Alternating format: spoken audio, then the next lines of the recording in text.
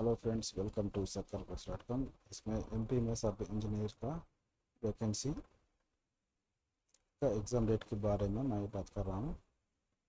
तो देख सकते हैं आप, एग्ज़ाम डेट अगस्त 2024 में है। और इस तो तीन तीन महीने में एग्ज़ाम है। 225 वैकेंसीज है। पूरा डिटेल देख सकते हैं। ये नोटिफिकेशन का एग्ज़ाम डेट इधर आ गया। ये अप्रैल का नोटिफिकेशन है 2023 का। पिछले साल का नोटिफिकेशन का एग्ज़ाम डेट आ गया है।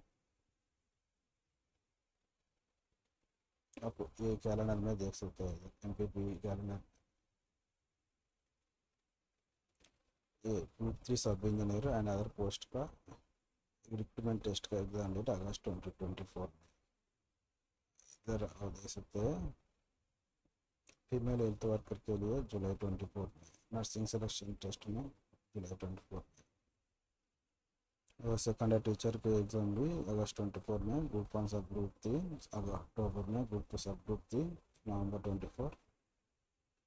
ऐसा एमपीपी कैलेंडर में असिस्टेंट राइटर ऐसा आ गया। नीचे डिस्क्रिप्शन में लिंक रहता है, आप नीचे क्लिक करके वेबसाइट में पूरा डिटेल जानकर कर सकते हैं।